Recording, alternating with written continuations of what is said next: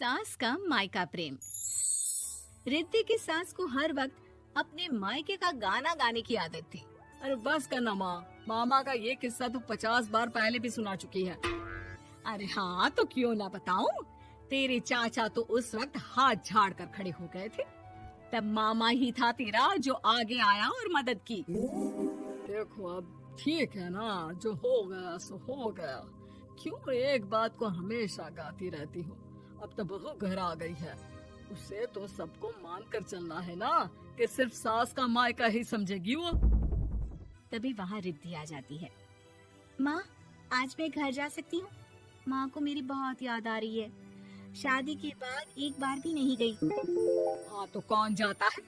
अरे मेरी शादी के बाद जब मैं विदाई होकर आई, इतना बड़ा ससुराल मेरा, खाने वाले 10 लोग और बनाने वाली मैं सिर्फ एक। ऐसा लग रहा था जैसे सिर्फ खाना बनाने के लिए ही ब्याह किया है। वो तो मेरा भाई था, गांव से एक काम करने वाली चाची को भेज दिया जो मेरा हाथ पटाती थी, और उसको पैसा, खाना, कपड़ा, रहने के लिए कमरा, वो सब किसने दिया था? तुम्हारे भाई ने। ये मामला रोज का था। ससुर भी जब गुस्सा होते तो वो सारी बात कह देते जो उनके मन में इतने समय से चल रही थी। मेरा भाई, भाभी, भतीजा, भतीजी सब छुड़वा दिया। मैंने जीवन भर सिर्फ तुम्हारे परिवार वालों से निभाया, लेकिन अब भी चैन नहीं है तुमको। बहू के सामने सास को लगा कि उसकी बेइज्जती हो रही है। अब सुन बहू, अपने कमरे में जा, कहीं नहीं जाना मायके वायके। घर का काम कौन करेगा? पड़ोसन। बहू समझ जाती है मामला गर्म चल रहा है। कमरे में जाने में ही भलाई है।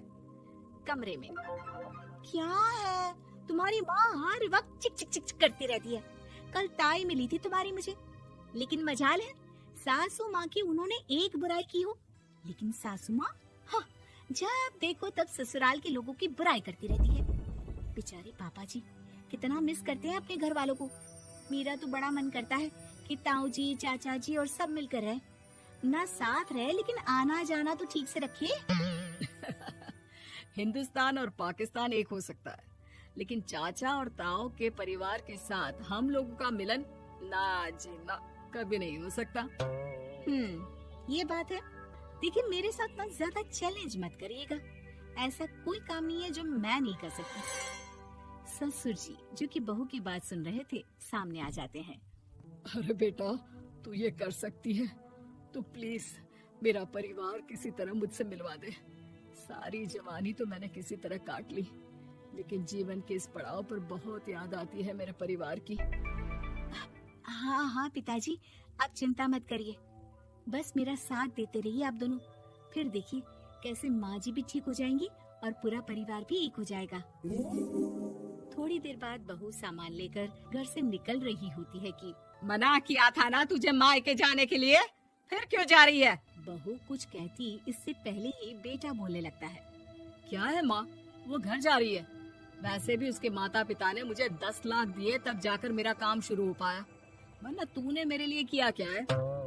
अरे वाह बेटा, बचपन से पढ़ाया लिखाया, तेरे दुख दर्द में जगी, और आज वो लोग तुझे सही लग रहे हैं। और फिर ससुराल में लड़की खुश रहे, ये तो मायके वालों की जीवन भर की जिम्मेदारी रहती है। तो ये तुमको भी तो सोचना था ना। ताऊ जी ने पापा को पढ़ाया लिखाया, जब तुम नहीं आई थी तो पापा के लिए ताई जी ने पापा की माँ की तरह देखभाल की। अब बोलिए। अरे तू कुछ नहीं जानता बेटा, तेरे पापा को सब पता है, तभी वो उन लोगों से वास्ता नहीं रखते। मैं उन लोगों को जानता हूँ, लेकिन मैं तुम्हें नहीं जानता कि तुम्हारे मन के लायक काम नहीं हुआ तो तुम घर की शांति बर्बाद कर दोगी। सास जोर जोर से चिल्लाने लगती है। तभी वहाँ सास का भाई आ जाता है। अरे क्यों आप लोग मेरी बहन को परेशान करते रहते हैं? पहले ये जीजा कम थे, जब बहू भी आ गई। बहन, मैंने तो 30 साल पहले ही बोला था, अपना हिस्सा ले और छोड़ इन लोगों को, चल अपने साथ। बहू समझ जाती है कि मामा ससुर की नजर किस पर है। देखा, तुम लोग मुझे अकेला मत समझना, मेरा भाई खड़ा है आज भी मेरे लिए।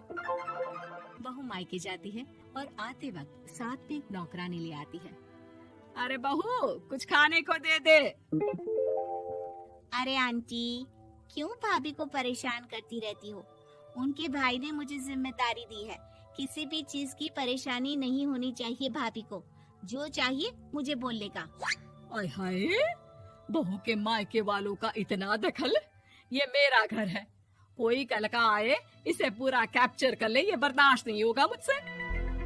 क्या हो गया सासू माँ? क्यों सुबह सुबह चिल्ला रही हैं? चमेली, ओ चमेली, क्या कहा था मेरे भाई ने तुझे? अरे दीदी बहुत तेज है आपकी सासू माँ।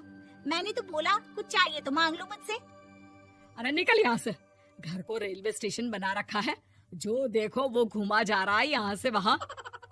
ये कहीं नहीं जाएगी, ये जाएगी तो घर का काम कौन करेगा? मैं। हाँ, और क्या करती है बहुएं? घर का काम ही तो करती है, इसमें नया क्या है? तभी वहाँ ससुर जी आ जाते हैं। हाँ, तो यही बात तो तुम्हें भी समझनी चाहिए थी ना। आज बहू के मायके से नौकर आ गया तो तुम्हें बुरा लग रहा है? अरे तो उस वक्त गर्मा गर्म खाना तो सबने खाया ना। ऐसा तो नहीं है कि मेरे मायके का नौकर था तो सिर्फ मेरे लिए बनाता था। अरे निकालो इसे, फिलहाल बाद में बात करती हूँ। सास का गुस्सा जोर से नौकरानी पर फूटता है। तभी वहाँ बेटा सामान के साथ आकर खड़ा हो जाता है।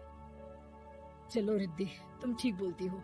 मेरी माँ को तो हम लोगों की कोई फिक्र है ही नहीं, ये तो सारा दिन सिर्फ अपने बारे में सोचती है।